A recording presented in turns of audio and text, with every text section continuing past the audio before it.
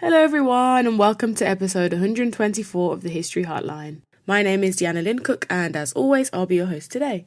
Now today's episode is all about a quite tragic incident actually that happened in August 1970 and it's known as the Christena ship crash. Now the MV Christena was a 160-foot government-owned and operated ferry boat which worked in the Caribbean, specifically between the islands of St. Kitts and Nevis. Now, up until about last week, I had absolutely no idea this had even happened. And the reason I do know is, well, if you've listened to last week's episode where I spoke about the course I was on, the Young Archivists course, the leader, Paulette Brooks, actually brought up this event in a sense of, well, nobody knows about it. And why does no one know about it when so many people, unfortunately, passed away around 53 years ago. And I thought, right, I've got to do some more research then and find out what happened. And here is me telling you this story. So shout out to Paulette, because I wouldn't know this story without her. But also I think it speaks to the way we remember past events. And okay, we don't live in St. Kitts or Nevis, and I'm sure the memory of it there is completely different to how we see it now. And obviously I'm positioning it as a hidden history, something that we don't know. But at this time, St. Kitts and Nevis are a British colony. They're a British colony, I think, until 1983. So this is something that's technically happening within British history. And yeah, it's quite interesting that we have little knowledge about it, especially when there were so many tragedies. And especially, I don't want to bring up any submarines of the past, but the way we remember and the way we thought about and the concern that was attached to that submarine, with much fewer people on it, is, I think, quite interesting and eye-opening with how we think then about the Christena ship crash, August 1970. So again, shout out to Paulette for alerting me to this history. I'm not going to say I've enjoyed doing the research on it, but it has been quite interesting. And it just blows my mind, all the things in life that you just don't know. All the historical things that I'll probably never know.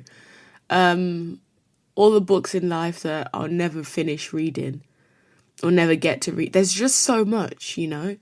So don't beat yourself up for not knowing everything. Like, we're only human and there's only 24 hours in the day.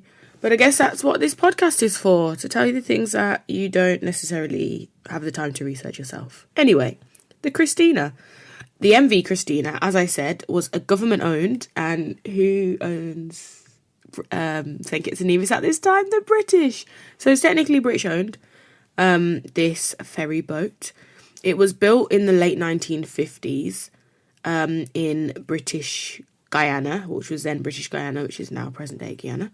And actually, just before it sank, plot twist, it was refurbished in Barbados, in Bridgetown, Barbados, 2 months prior, so in about June 1970. It was constructed by an appropriation of around 132,500, I think, US dollars from the British government, and it was operated by the St. Kitts and Nevis Ministry of Communications, Work and Transport. On the day of August the 1st, 1970, which is actually the weekend of Emancipation Day, which is celebrated, I think, in probably all the Anglophone Caribbean countries and islands. I'm assuming because it marks the end of enslavement, and even though there was a period of apprenticeship afterwards, it tends to be a public holiday. I know that's the case in Jamaica, and obviously the case here in St. Kitts and Nevis. And the ferry boat was taking people between St. Kitts and Nevis. The ferry boat was severely overloaded, and there were several safety procedures that were very lax on that day. The Christena ferry left port with the ballast tanks empty, which apparently had become standard procedure because it meant that you could ride higher in the water, which would stop the waves coming into the decks, but also compromises the stability of the ferry, and in this instance proved to be quite fatal. The ship had 320 people, or it's believed so to have had about 320 people on board. However, the ship was only supposed to carry around 150 people. That was the maximum passenger capacity, I think 155. Now, there's a few publications on this disaster, normally from the perspective of people that were unfortunately on the ship that day. And one of those people is Oswald Tyson, who published Ozzy's Odyssey, My Life Before and After the MV Christena Went Down in 2011, and it was published by the author and the Nevis Historical and Conservation Society, which is good and helpful that, you know, this kind of story and this history is being preserved. Oswald Tyson survived the disaster and then published an autobiography in 2011, and he said, and I quote, "A 2-decker, partly enclosed craft was in poor repair, and she always took on water in the lower level. If I had worn shoes, the water would have ruined them, as it came up to my ankles." Another source I used to inform my research this week was an article by Carla Berridge, which was published on August 1st, 2021, which would have been 51 years to the day, my apologies. And it's titled "Remembering the Christena Disaster, Dulcita's Story." And she really centres the story of Dulcita, who was one of the people that were on the ship and survived. And I think the very sad but the beautiful thing about this is you get this perspective 51 years later about the way this tragedy is remembered. And we think about the people in that region in St. Kitts and Nevis that are actually still very much living with the consequences of the tragedy, and the loss, and the fact that they have relatives, friends, people in their communities that are no longer with us, lost at sea.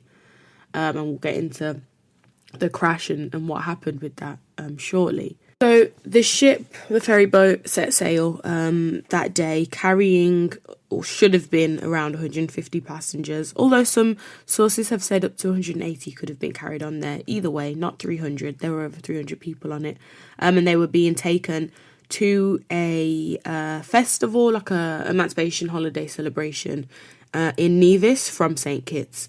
And it sank in an area of the sea known as the Narrows, which is a thin strait between the islands, St. Kitts and Nevis, because a captain failed to close the vessel's watertight doors. Apparently, allegedly, there had been repairs that were being done on the propeller shaft, which is below the decks. And the people that were doing those repairs, the workmen, the maintenance crew, had assumed that the captain would make final checks before departing St. Kitts for Nevis. These checks obviously were not done. And so it started to set sail, and as it left the port, not long after, it started to capsize. The captain decided to turn the vessel really sharply towards the shore in an attempt to run it aground so that, you know, if it started sinking, they would be closer to land, and to get it kind of to the land. But it was a super top-heavy boat because it was overcrowded, and it was really bulky, and it capsized very quickly. There were obviously people around quite locally that were fishermen and had fisher boats and smaller vessels, you know, used for probably little small excursions for fewer people, and they came to the rescue, thankfully, because I think the ship was a little bit closer to land than it might have been if the captain hadn't tried to moor it away. However, only 91 passengers and crew members survived, and remember I said around over 300 people were on that ship, and only 91 of them survived. Only 91 of them are there to tell their story. And the way that is remembered today is, well, it's a protected marine memorial park and sanctuary, and it does bring a lot of divers that conduct, there are divers within St. Kitts and Nevis that conduct a yearly memorial to honour those that were lost in the shipwreck, in the ferry boat crash. But there also are people, I assume with natural curiosity, that go and try and dive down to the shipwreck. The ship was never recovered, and neither were a lot of the people that perished. Their bodies are unfortunately or have been laid to rest, or not laid to rest in the kind of ceremonial usual way, but remain in the sea. After the ferry boat sank, 54 bodies were retrieved and identified. 66 bodies were retrieved but were unidentifiable, and a number of bodies were trapped inside the sunken wreckage, and these bodies were left in place. A decision was made that the entrapped bodies would be undisturbed, and that would be their final resting place. And there was a lot of, I think, thought and work that went into that, in that decision, to have that as their resting place and that shipwreck be a memorial. And there is also a memorial on land, which is located on the waterfront in Charlestown, which is the capital of Nevis. And the memorial inscription reads, "In loving memory of all those who lost their lives in the Christena disaster of August 1st, 1970. Rest in peace." And there is also a memorial headstone in the cemetery in the village of Bath in Nevis. As I said, the memory of this tragedy loomed quite large in St. Kitts and Nevis. And I wanted to speak a little bit about Dulcita David's story that I mentioned was one of the articles that I had used for the research for this podcast episode. Now, the story of Dulcita David is a very tragic one. And she was on the ship that day with her children, some of her children. Now, Dulcita survived and she passed away in 2017, so a lot later on. And the interview that was conducted kind of in honour of Dulcita's story was with her daughter, Joan, who was formerly Joan David, now Joan Spencer, who at the time of the crash was about 13 years old. Joan's mother, Dulcita, being one of the 91 people that survived. However, her siblings were never to be seen again, and they did not survive that crash. Joan recalls that it was a holiday weekend and a lot of people were leaving St. Kitts to travel to Nevis. And she was also actually supposed to be on that ship and go to Nevis with her mother and some of her siblings. However, she recounts that quote-unquote rudeness saved her life that day, because when the bus came to take them to the pier to board the ferry, she hid. She didn't want to go. So everyone was in a hurry and they continued. They didn't bother to look for her. And she was just sat outside chilling with her friends and some of her other siblings around 5 o'clock that evening because she hadn't gone to Nevis.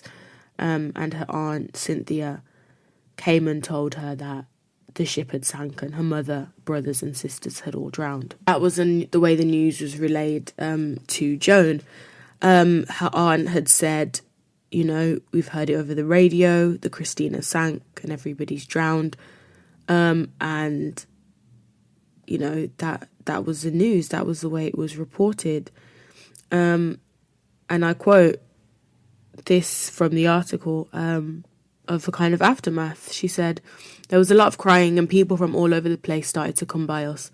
The whole village of Keys was at our house. The whole village slept at our house Saturday night. All Sunday morning, people were just sitting by the radio listening. We didn't know what was happening. All we knew was that Mama was on that boat. Her older sister, Valerie, and her older brother, Redhead, went down to the town that Saturday night to find out what they could, but learnt nothing. The Sunday morning, they started to bring in the dead bodies. While we were listening to the radio, we heard them call Mama's name as a survivor. Joan said, while they were happy and relieved to learn that their mother was alive, they were all heartbroken to learn that her 5 siblings weren't as lucky. Older family members went to Basseterre, hoping, at the very least, to recover the bodies of the 5 children. They were never found. That Monday night, Dulcita David returned home alone. It was a frightening moment.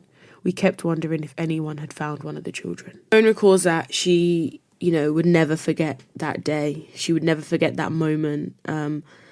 And she specifically refers to this moment of where they decide to stop searching for bodies in the shipwreck. And I mentioned earlier that a lot of them were entrapped, and that's how they have been left and laid to rest.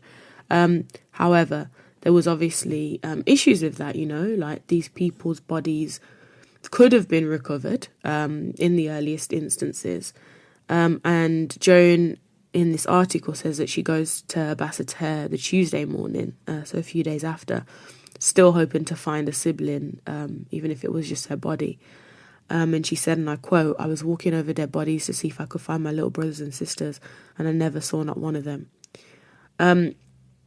Apparently, as is described in the article, the Premier at the time, Robert Bradshaw, was at the pier, and he made the call and raised his hands and said, "Stop the search." Joan mentions that she never forgot that moment because they stopped the search because they'd found the captain of the boat. From the time the boat came in, he told them not to search anymore. And she says that's how they forgot about, people like her little brothers and sisters who was out there. They found the captain and stopped the search. And I think that speaks a lot to power structures, and whose life has value and whose life is worthy. And not to say they were going to find anyone alive at that point. They'd been underwater for days.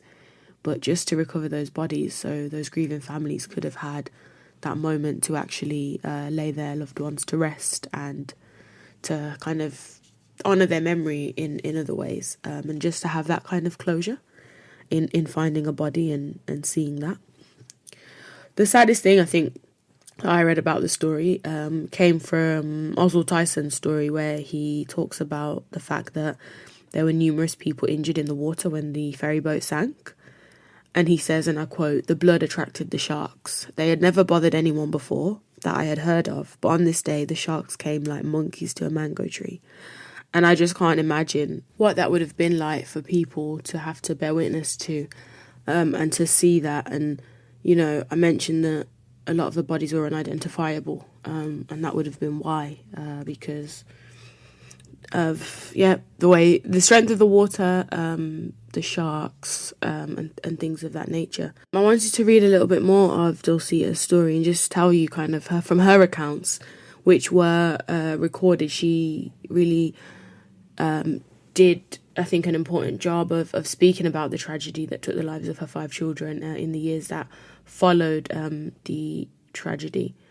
And she talks about the fact that the boat, not too long after it had left the docks, it started to fill up with water.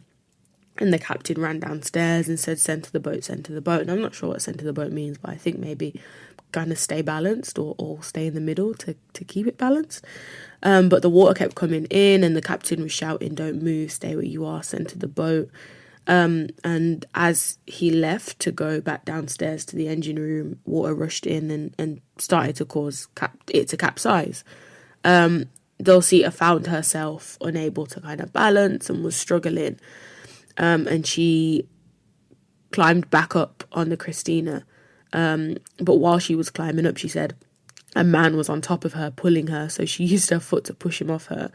And she soon realised that everyone was climbing on her. And so she jumped off and dived beneath the water. And when she came up, she was swimming and saw a bag that had 3 breadfruits, which she held on to as flotations. And while she was swimming, she saw a lady, and the lady told her they were going to die.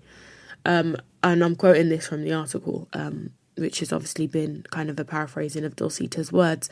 This lady could not swim. She was floating on her back. Dulcita offered her part of the bag with the breadfruit to hold on to. While they were there, a boat passed, then another one passed, and the man on board looked at them and said, "You're doing good. Keep going, we'll come back for you. We're going to see who else is back here to help." From the moment the boat left, that lady gave up hope and let go. Dulcita saw that lady again, but not until Sunday after, at a hospital, and it turns out she didn't die. As you can imagine, Dulcita never really recovered from that tragedy and losing 5 children. Her children, Mavis David, aged 9, Christena David, aged 8, Joseph David, aged 7, Carl David, aged 3, and Verna David, aged 2, all passed away, and their bodies were never recovered.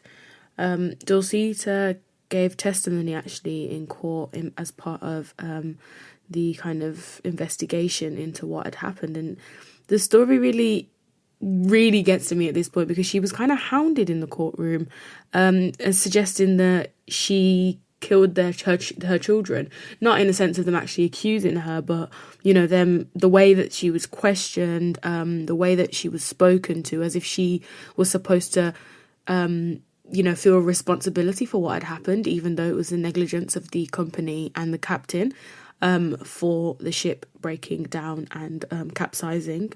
That family is one example of a family that was absolutely torn apart by this tragedy.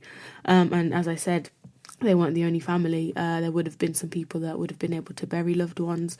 There would have been some people who may or may not have felt like their family members' body parts or bodies would have been recovered, and others that may have accepted the fact that their loved ones were entrapped and encapsulated in the ship's wreck in the sea. The ship's wreck is still there. It's as I said, there's been a decision made for it to stay there and to remain at the bottom of the sea as a kind of final resting place for those people. The Christena is a protective marine memorial park and sanctuary that, of course, commands dignity and respect to those that were lost in the disaster. And it is, of course, something that the people of St. Kitts and Nevis remember within some of their lifetimes and in the kind of public memory. And because it coincides with a day like Emancipation Day, which is obviously already a day with so much memory of suffering and pain of the formerly enslaved people and populations that take place in all the kind of colonies in the Caribbean that were colonized by the British, that is a day of remembrance for them already. And so to add this tragedy where, these people end up at the bottom of the sea in a similar way that those enslaved people that maybe didn't make it to the next part of their journey through the Middle Passages would have also ended up. And there is just something so tragic about that. But that's all I have time for today. There is so much more you can read about the story of the Christena. There are numerous articles and also some of the publications I mentioned, like the book by Oswald Tyson, that speak about this, because it is something that is very, very visceral and real in public kind of memory in St. Kitts and Nevis. So if you did want to know more, please do seek out those sources to find out more. Remember, this podcast is only ever a starting point into any historical event, narrative, moment, person, group or organisation. So thank you so much for listening, and I hope you have a wonderful week. Goodbye.